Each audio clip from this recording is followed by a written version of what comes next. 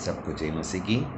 आइए इससे पहले कि हम आज के वचन में जाएं, परमेश्वर के सामने अपने मनों को, अपने विचारों को, अपने जीवनों को तैयार करते हैं परमेश्वर के वचन के लिए। हे हमारे स्वर्गीय पिता प्रभु, धन्यवाद करते हैं इस सुंदर समय के लिए, धन्यवाद करते हैं आपकी उपस्थिति के लिए, हर एक भलाई के लिए धन्यवाद करते हैं। यीशु मसीह के नाम से आपके पास आते हैं परमेश्वर।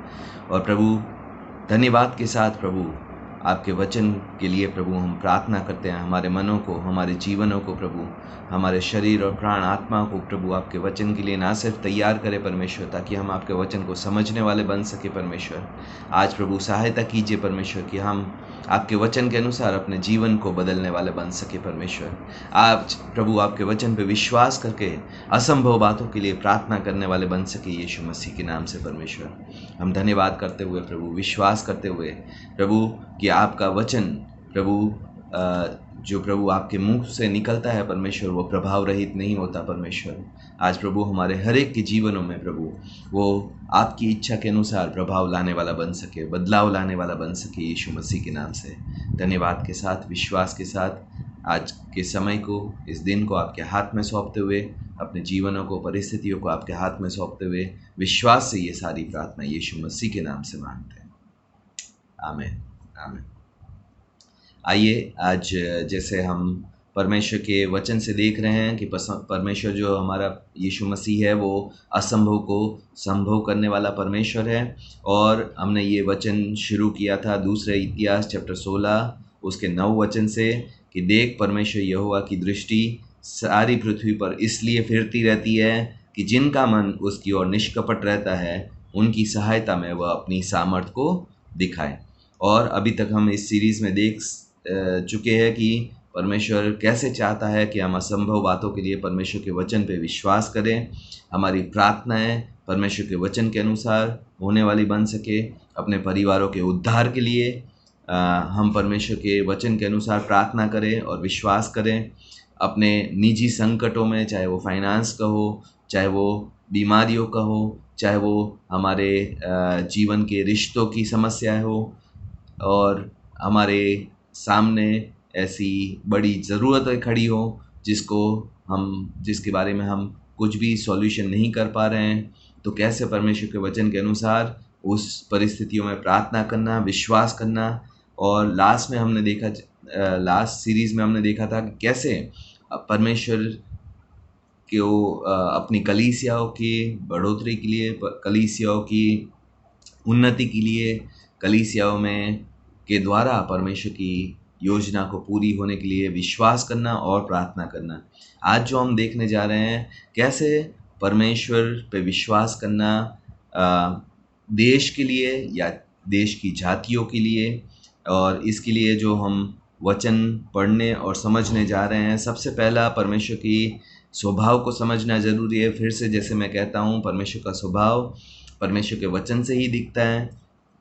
और परमेश्वर चाहता है कि हम जाति जाति, राष्ट्र राष्ट्र के लिए प्रार्थना करें। और क्योंकि परमेश्वर चाहता है कि वो पूरी जातियों को विश्वास में लाए, सारे देशों को जो संसार में हैं उनको विश्वास में लाए।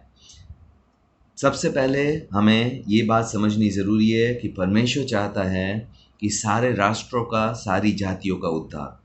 कई बार विश्वासी लोग सोचते हैं ये जातियों का उद्धार में आना, ये देश का उद्धार में आना असंभव है।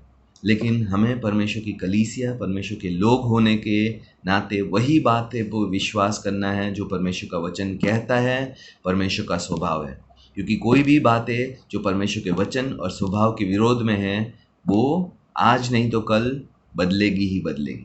और आज हमें ये बात समझनी है कि जिस देशों ने या जिन जातियाँ परमेश्वर की यीशु मसीह को सच्चे और जीवित परमेश्वर करके नहीं मानती या नहीं स्वीकार करती, परमेश्वर को पता है उन जातियों का न्याय परमेश्वर को करना पड़ेगा।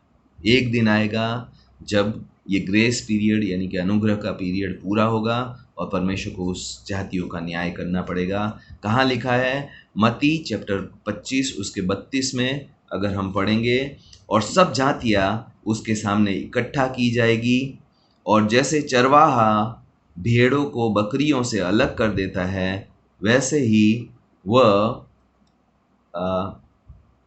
उनको एक दूसरे से अलग करेगा और सारी जातियां परमेश्वर के न्याय के सिंहासन के सामने खड़ी हो।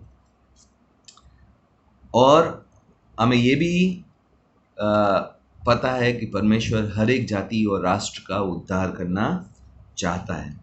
इसीलिए परमेश्वर ने जब हमें सुसमाचार दिया तो परमेश्वर ने कहा, जाओ सारी जातियों में ये सुसमाचार प्रचार करो, सारी जातियों को चेला बनाओ, सारी जातियों में, सारे राष्ट्रों में जाकर सुसमाचार प्रचार करो।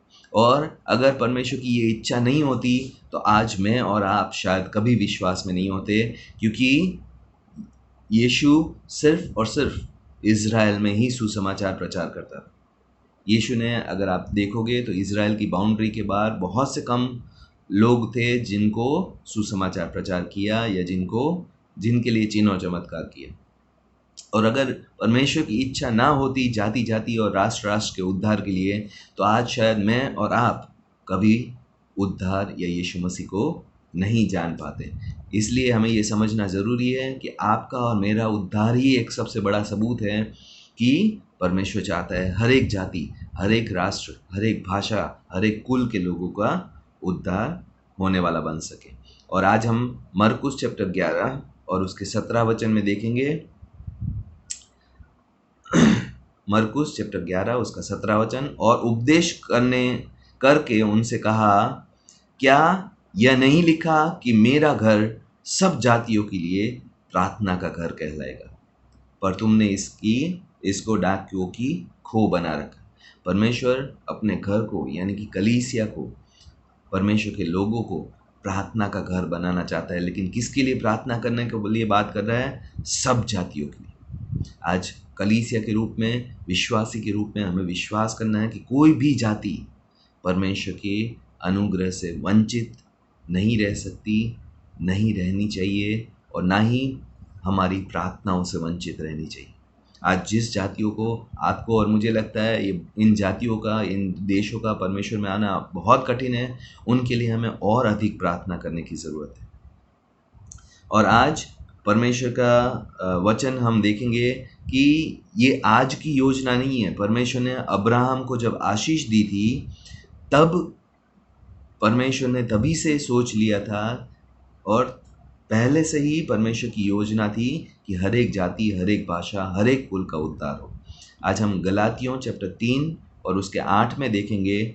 और पवित्र शास्त्र ने पहले से ही यह जानकर कि परमेश्वर अन्य जातियों को विश्वास से धर्मी ठहराएगा, पहले से ही अब्राहम को यह सुसमाचार सुना दिया कि तुझ में सब जातियां आशीष पाएगी।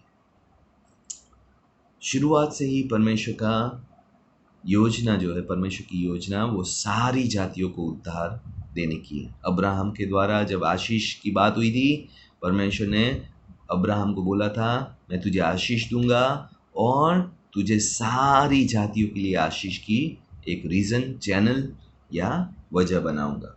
और हमें ये बात भी समझनी ज़रूरी है कि परमेश्वर सारी जातियों को चंगाई भी देना चाहता है।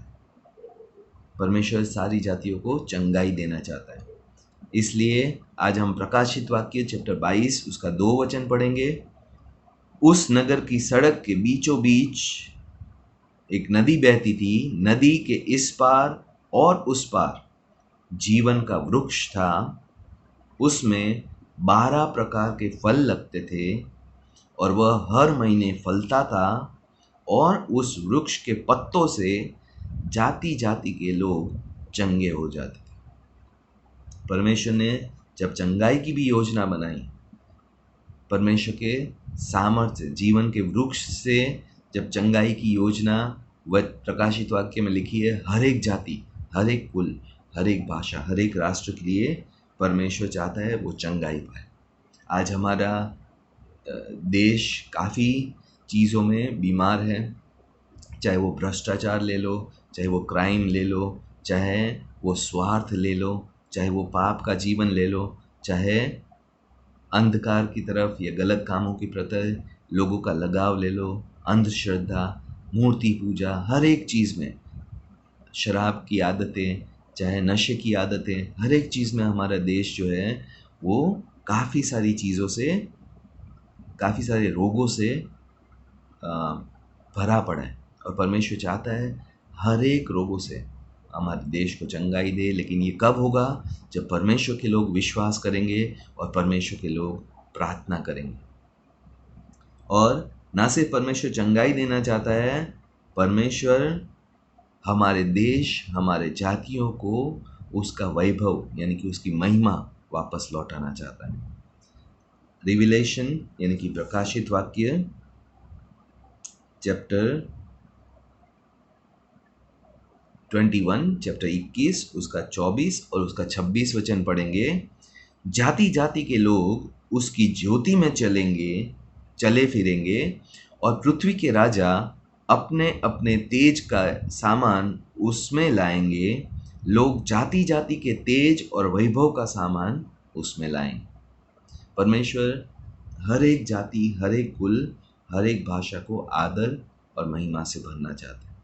वो आदर और वो महिमा जिसको परमेश्वर ने मनुष्य की सृष्टि के समय परमेश्वर ने हर एक मनुष्य के, आदम के और हव्वा को दी थी।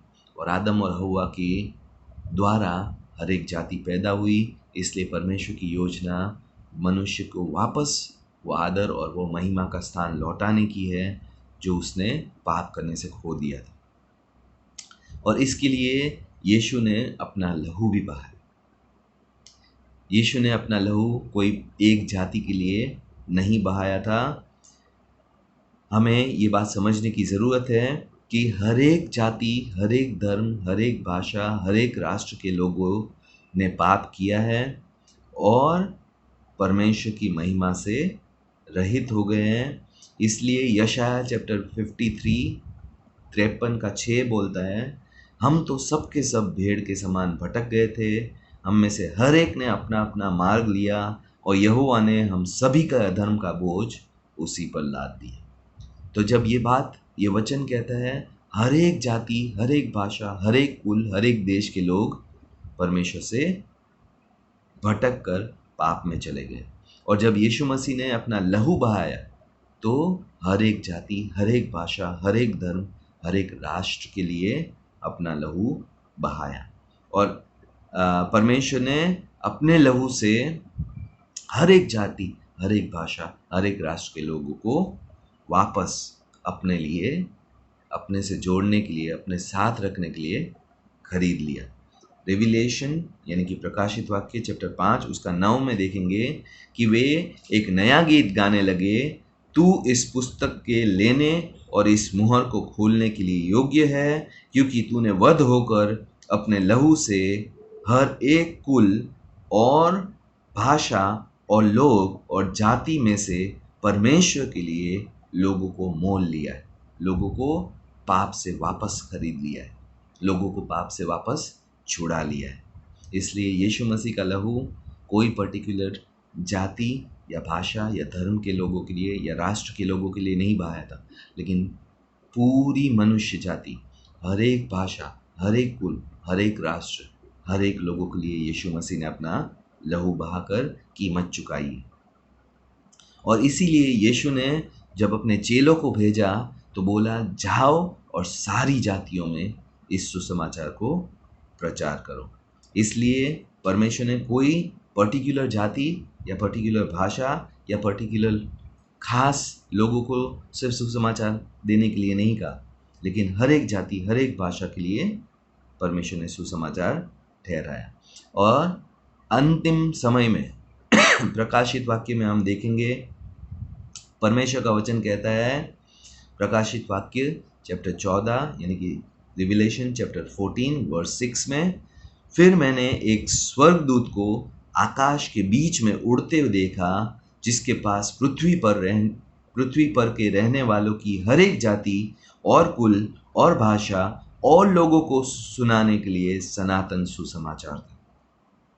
हर एक जाति, भाषा, कुल के लोगों को सुनाने के लिए परमेश्वर के पास, स्वर्गदूत के पास सुसमाचार था। और यही अंतिम समय का चिन्ह है। आज हमें ये बात समझनी है कि हम अंतिम समय में रह रहे हैं और जी रहे हैं।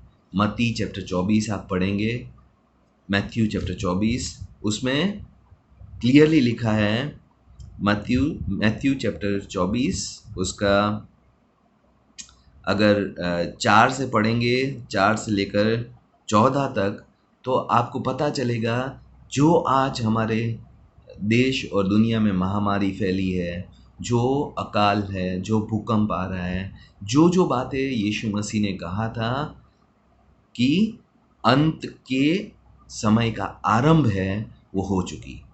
ठीक है? अगर आपको मैं शॉर्ट में बताना चाहूँगा तो तुम लड़ाइयों की चर्चा वचन 6 से पढ़ता हूँ मैं, मैथ्यू चैप्टर 24 के। तुम लड़ाइयों की चर्चा और लड़ाइयों की अफवाह सुनोगे, देखो भयभीत न होना, क्योंकि इनका होना अवश्य है, परंतु उस समय का अंत न होगा। क्योंकि जाति जाति के विरुद्ध और राज्य राज्य के विरुद्ध उठ खड़े होंगे, और बहुत से स्थानों पर अकाल पड़ेंगे, भूकंप आएंगे, महामारियां आएंगी, परंतु ये सब बातें तो पीड़ाओं का आरंभ है। अभी हम पीड़ाओं के आरंभ में एंटर हो चुके। आज ये कोरोना वायरस हमें दिखाता है कि पूरे संसार को परमेश्वर न्याय करने के बहुत करीब है। और आज हमें ये बात और एक समझनी है कि जब तक परमेश्वर का वचन कहता है 14 वचन में, मैथ्यू चैप्टर 24 के 14 में, राज्य का यानी कि परमेश्वर के राज्य का ये सुसमाचार सारे जगत, सारी जातियों में प्रचार किया जाएगा कि सब जातियों पर साक्षी हो, तब अंत आ जाएगा। हम एंड स्टेज पे आज खड़े हुए, और मैं विश्वासी होने के लिए आपको उत्साहित करना चाहूँगा कि अभी हमें विश्वास में और मजबूत होने की ज़रूरत है, क्योंकि अभी का समय या आने वाला समय और आसान नहीं होने वाला और मुश्किल होने वाला है, क्योंकि वचन कहता है ये तो सब पीड़ाओं का आरंभ होगी। हम पीड़ाओं के आरंभ में पहुंच गए, चाहे वो महामारी के रूप में हो, चाहे वो इतनी सारी नौकरियों को खोने के रूप में हो, चाहे वो आर्थिक मंदी के रूप में, या हमारे देश की प्रगति रुक जाने की रूप में हो, चाहे भूखमरी के रूप में, अकाल के रूप में हो, भूकंप के रूप में हो, परमेश्वर के न्याय का या परमेश्वर ने अंतिम दिनों का शुरुआत कर दी। और भाइयों और बहनों, ये समय नहीं है कि हम संसार की बातों में अपने आप को उलझा रखें।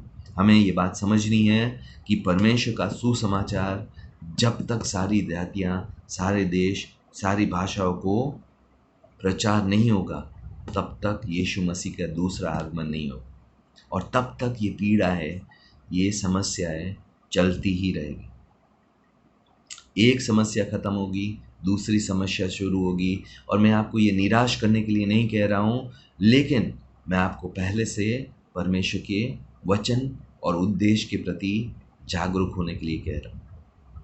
इस समय हमें और प्रार्थना में बढ़ने की ज़रूरत है, और विश्वास में, और आज्ञाकारिता में, और परमेश्वर के साथ समय बिताने की ज़रूरत है, क्योंकि वचन कहता है जो अंत तक धीरज धरेगा, जो अंत तक विश्वास में खड़ा रहेगा, उसी का उद्धार होगा। क्योंकि वचन में बहुत सारी चेतावनी दी गई है, जहाँ पे लिखा है अधर्म के बढ़ जाने से कि बहुत लोगों का विश्वास ठंडा हो जाएगा, बहुत लोगों का प्रेम ठंडा हो जाएगा।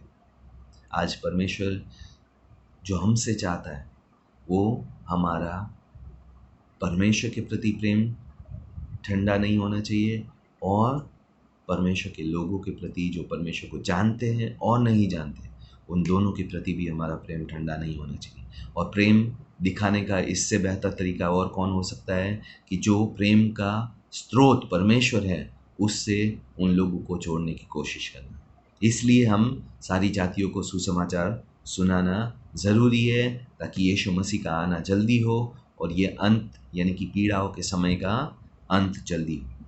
इसलिए ये चिन्ह है कि सारी जातियों को, सारी भाषा, सारे कुल, सारे राष्ट्रों को सुसमाचार सुनाया जाएगा। और यही यीशु मसीह की आखिरी और सबसे बड़ी आज्ञा थी।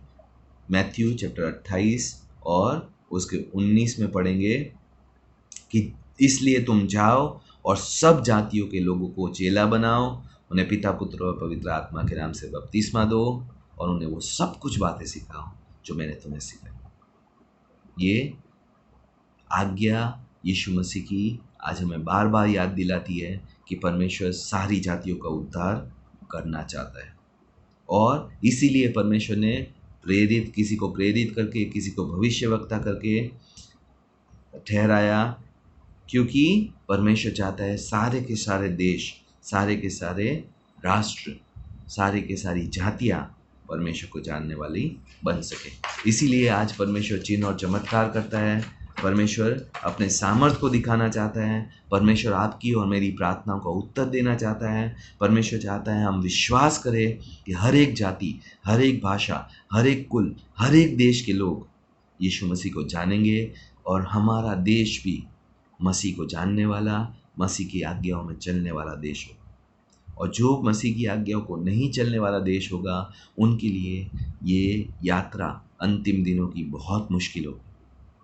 इसीलिए हमें हमारे देश को विश्वास से, प्रार्थनाओं से और सुसमाचार के द्वारा इस देश को नाश होने से बचाना है। और ये हर एक विश्वासी की जिम्मेदारी है। किसी एक को परमेश्वर ने आज्ञा नहीं दी कि सिर्फ तुम जाओ, सिर्फ पास्टर जाए, सिर्फ लीडर जाए, सिर्फ चुने हुए लोग जाए। परमेश्वर ने कहा तुम सब जाओ और सारी जातियों को सुसमाचार प्रचार करो। आप कहेंगे पास्टर इस लॉकडाउन के पीरियड में सारी जातियों को सुसमाचार प्रचार कैसे करें? परमेश्वर आपको रास्ते दिखाएगा। परमेश्वर आपको फ़ोन कॉल के द्वारा, चाहे व्हाट्सएप कॉल के द्वारा, चाहे मीटिंग के द्वारा जो कि फ़ोन पे हो, परमेश्वर रास्तों को और अवसरों को दिखाएगा। हमें सिर्फ वचन के अनुसार परमेश्वर कहता है अपनी आंखें उठाओ और देखो खेत तो पके पड़े। लोग तैयार है विश्वास करने के लिए, लोग तैयार है पश्चाताप करने के लिए। परमेश्वर का वचन सच्चाई है और बाकी सब कुछ बदल सकता है परमेश्वर के वचन के अनुसार। तो आइए हम विश्वास करें कि परमेश्वर जो हमारा जीवित और सच्चा परमेश्वर है, जो कभी ना बदलने वाला परमेश्वर है, उसने कहा है भजन संहिता चैप्टर 2 में, आइए हम वो वचन भी पढ़ते हैं। भजन संहिता चैप्टर 2 और उसका 8 वचन, मुझसे मांग तो मैं जाति जाति के लोगों को तेरी संपत्ति होने के लिए और दूर दूर के देशों को तेरी निज भूमि बनने के लिए दे दूंगा।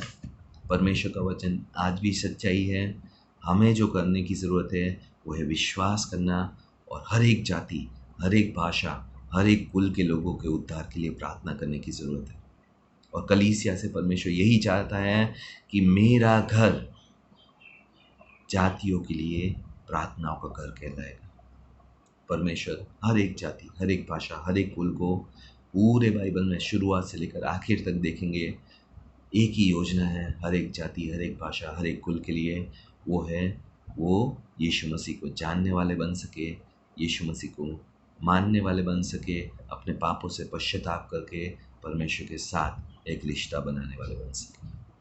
तो आइए हम विश्वास के साथ हर एक जाति, हर एक भाषा, हर एक कुल के लिए, हर एक देश के लिए, इवन अपने देश के लिए भी प्रार्थना करें। विश्वास से करें कि परमेश्वर तूने कहा है मांग तो मैं जाति जाति, देश देश, राष्ट्र राष्ट्र के लोगों को तुझे दूंगा। हम विश्वास करके मांगेंगे, परमेश्वर के लिए कुछ भी असंभव नहीं। आइए प्रार्थना करें।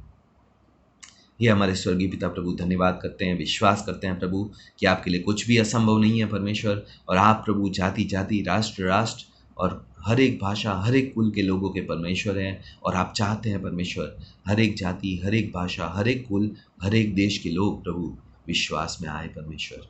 और प्रभु आज हम विश्वास करते हैं क्योंकि आपका वचन कहता है परमेश्वर, और आप कभी ना बदलने वाले परमेश्वर हैं। और आपका वचन और आपकी योजना है जाति जाति और भाषा और हर एक कुल के उद्धार के लिए, हर एक देश के उद्धार के लिए। इसलिए प्रभु आज हर एक विश्वासी को जो मेरी ये आवाज़ सुन रहे हैं, आपके वचन को सुन रहे हैं, उनको विश्वास से भरिए परमेश्वर। उनके जीवनों में प्रभु प्रार्थना विश्वास के द्वारा उठने वाली बन सके, ताकि हर एक जाति, हर एक भाषा, हर एक कुल के लिए प्रभु आपके लोग विश्वास से प्रार्थना करने वाले बन सके, सुसमाचार प्रचार करने वाले बन सके परमेश्वर। और प्रभु आज जो डर है जाति, भाषा या लोग या देशों के लिए परमेश्वर, और प्रभु आज यीशु के नाम से आपके सामर्थ्य से वो डर हटकर प्रभु आपकी आज्ञाकारिता में प्रभु आपके लोग आपकी कलीसिया चलने वाली बन सके यीशु मसीह के नाम से। धन्यवाद करते हैं, विश्वास करते हैं प्रभु कि आपकी कलीसिया प्रभु आपके सुसमाचार को हर एक जाति, हर एक भाषा, हर एक कुल के लोगों को सुनाएगी, ताकि प्रभु आपका दूसरा आगमन, दूसरी बार आपका वापस आना होने वाला बन सके। और प्रभु ये हमारे जीवनों का या अंतिम दिनों का जो पीड़ाओं से भरे हैं उनका अंत होने वाला बन सके। विश्वास करते हुए प्रभु कि आप कभी ना बदलने वाले और आप वायदों को पूरा करने वाले परमेश्वर हैं। ये सारी प्रार्थना विश्वास से यीशु मसीह के नाम से मांगते हैं। आमीन, आमीन। परमेश्वर आपको आशीषित करे। लगातार आप अपनी जाति, अपनी भाषा, अपने कुल और दूसरी जाति, दूसरी भाषा, दूसरे कुल और अपने देश के उद्धार के लिए प्रार्थना करते रहें, विश्वास करते रहें। परमेश्वर हमारी प्रार्थनाओं का उत्तर जल्दी देगा और ज़रूर देगा।